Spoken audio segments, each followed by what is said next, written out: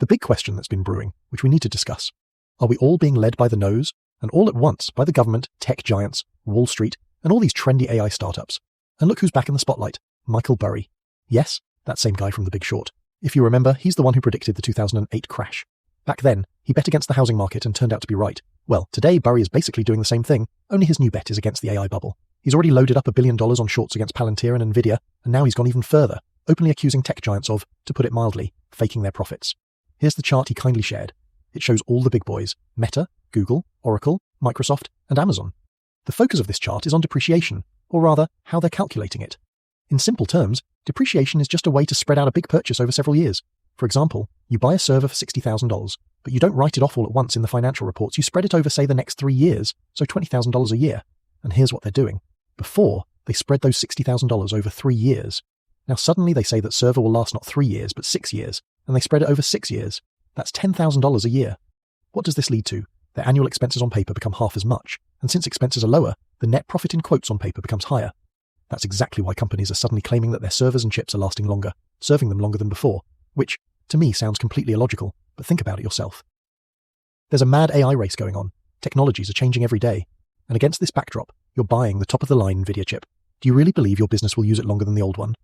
More likely, the opposite technologies don't stand still, and you'll have to chase the new chip faster than ever.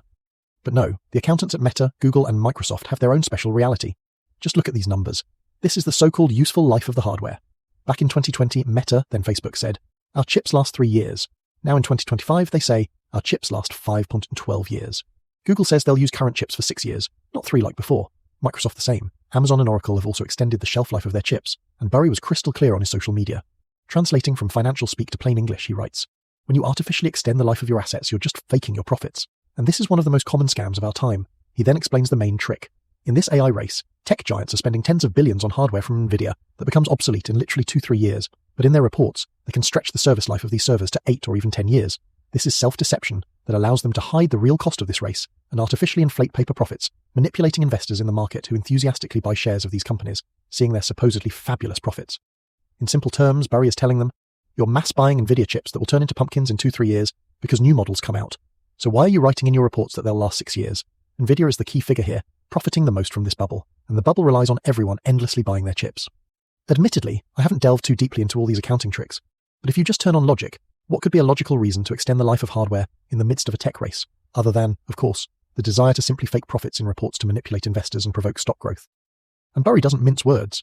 He straight up calls it a scam, essentially fraud, and says all the IT giants are doing it. And here are the numbers from him. By 2028, Oracle will fake 27% to their real profits with this scheme, Meta almost 21%, and so on. But Burry is also teasing more. He says this isn't all. We need to wait for more details on November 25. I'll definitely cover them on my channel, so subscribe if you haven't already. Half the viewers watch my videos without subscribing. If you subscribe right now, we'll hit 400,000 subscribers much faster. Also, support the video with a like. YouTube for some reason constantly deducts 1,000 likes from my videos, so I'd appreciate the support. Well, November 25 is soon. Let's see what he rolls out.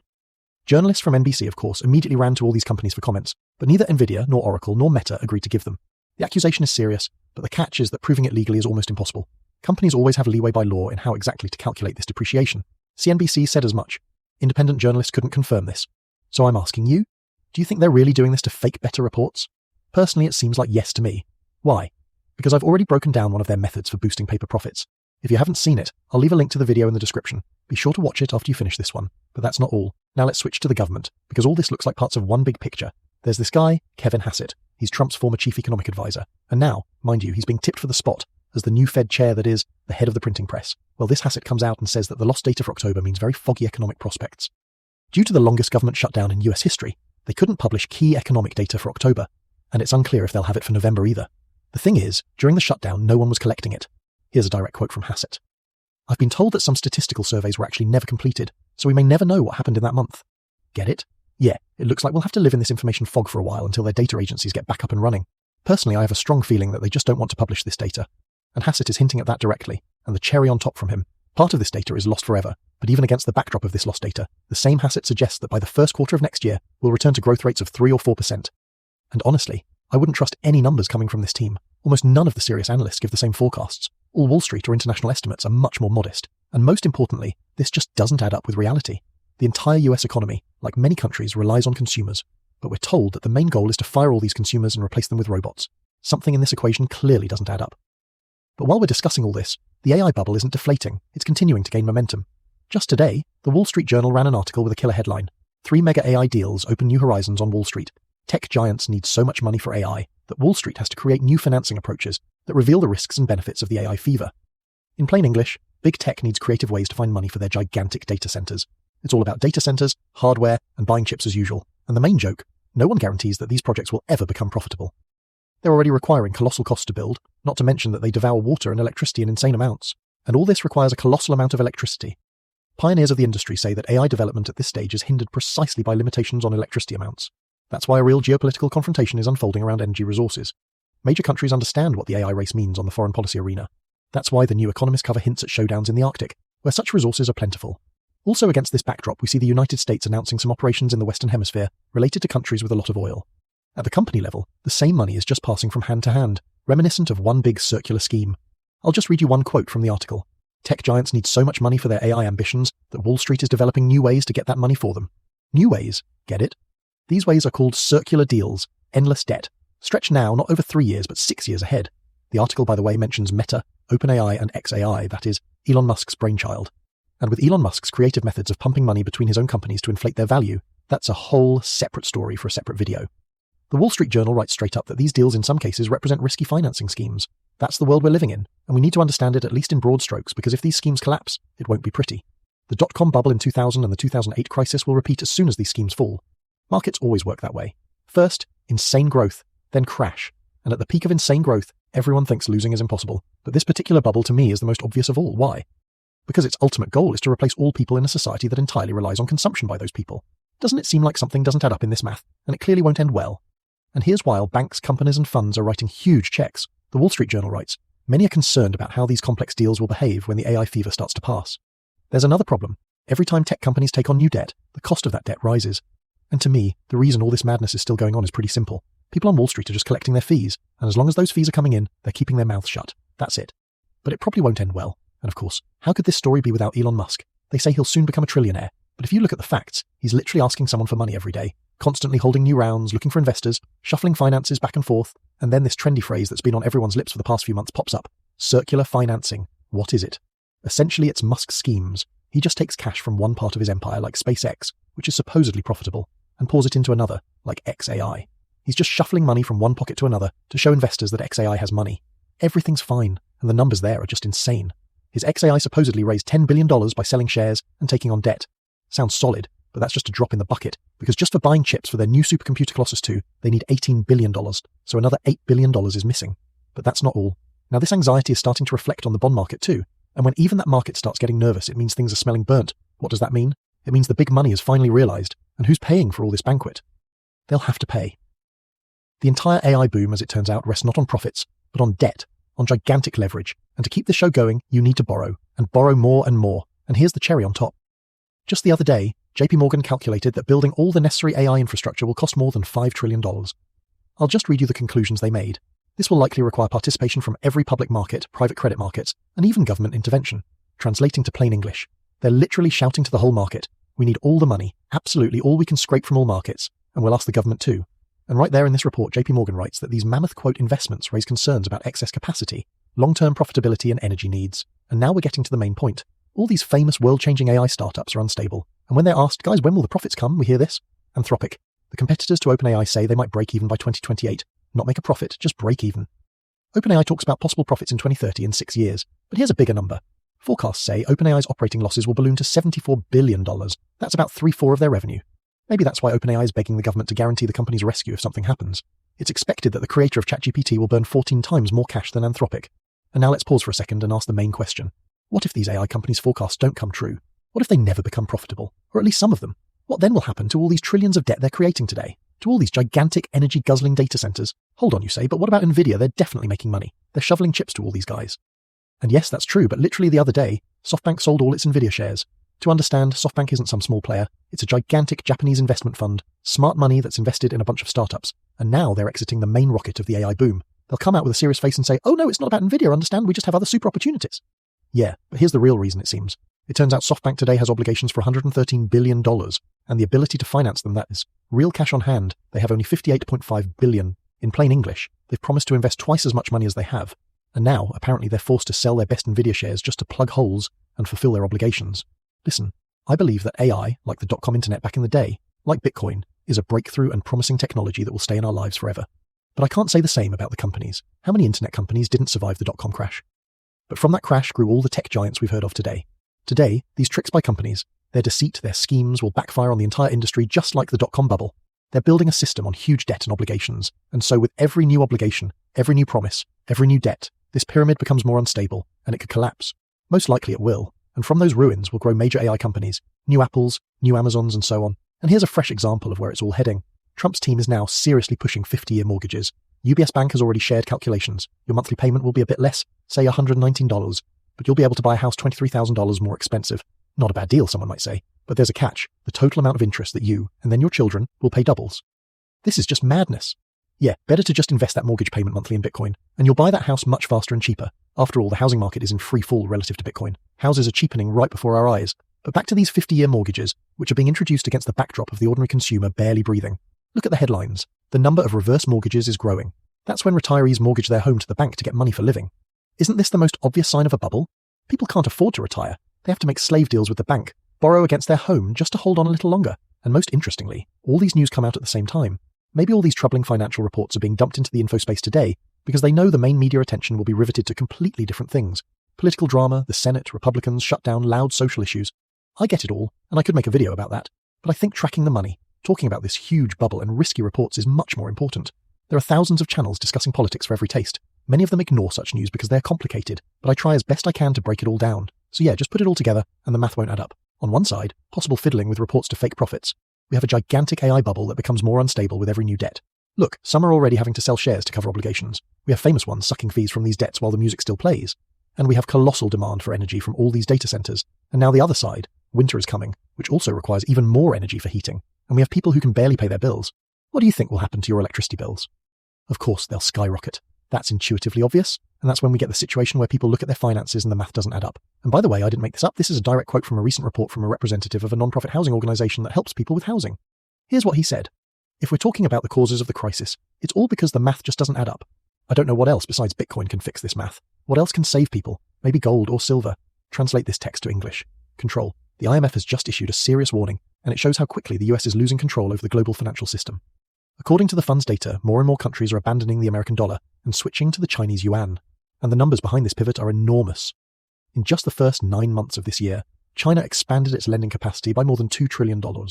Such financial power is literally drawing countries into Beijing's orbit, and Washington understands this perfectly well.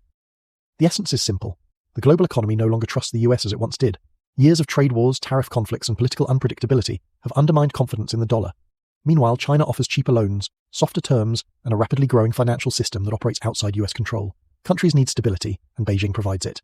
That's why the IMF is sounding the alarm. So if you want to understand how the shift began and how far it could go, subscribe to the channel, and let's break down how China is pushing the dollar toward the biggest crisis in history. We're looking at numbers that should really raise concerns because they show how quickly the dollar is losing ground. According to the People's Bank of China, the volume of new yuan-denominated loans reached 15 trillion yuan in the first 10 months of 2025. That's about $2 trillion, or when one country pumps more than $2 trillion into the global credit market. It's not normal, it's a deliberate strategy, and it didn't come out of nowhere.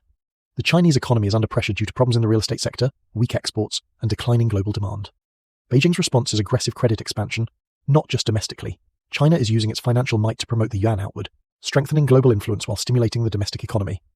Every new loan, currency swap, or offshore deal simultaneously solves two tasks: supporting China and weakening the dollar. A big role here is played by the currency swap lines developed by the People's Bank of China. Thanks to them, foreign central banks can borrow yuan directly, completely bypassing the dollar. What looks like financial cooperation is actually a tool of geopolitical influence. Countries connected to yuan liquidity become dependent on China and less dependent on Washington. And we're already seeing the consequences. At the China LSE Forum in May 2025, Xi Jinping announced a credit line of 66 billion yuan for Latin America entirely in yuan. China also supported over 100 joint projects in infrastructure, energy, and digital technologies. These deals don't just develop regions, they tie economies to the yuan system. Infrastructure gives China even more long-term influence. According to the CCS report, Chinese companies already manage or invest in 31 ports in Latin America and the Caribbean. Many are located on strategically important routes. Control of ports means control of supply chains, and thus political influence. Offshore financial markets in China are also growing. Dim sum bonds, yuan-denominated securities issued outside mainland China, are actively gaining popularity. Now, foreign companies and governments can raise capital directly in yuan. Such a financial system simply didn't exist 20 years ago. Meanwhile, US lending opportunities are shrinking due to high interest rates. Developing countries can no longer afford dollar borrowings when treasury yields remain high. Against this backdrop, cheaper yuan loans are becoming increasingly attractive. Even major economies in the region are switching to the yuan. Argentina expanded its swap line with China to 5 billion yuan, gaining the ability to borrow and settle directly in yuan instead of dollars. Such steps pull countries out of Washington's orbit and tie them even deeper to Beijing. For the US, this is a dangerous pivot. Latin America has been considered their economic and political backyard for decades. But the more countries borrow in yuan, build infrastructure with Chinese money, and integrate into Chinese projects, the further they drift from the dollar system and the closer they get to China. And that's what has prompted Washington, and the Trump administration, in particular, to urgently seek a response. If you look at what's happening in Argentina, it seems like the US is trying to counter China.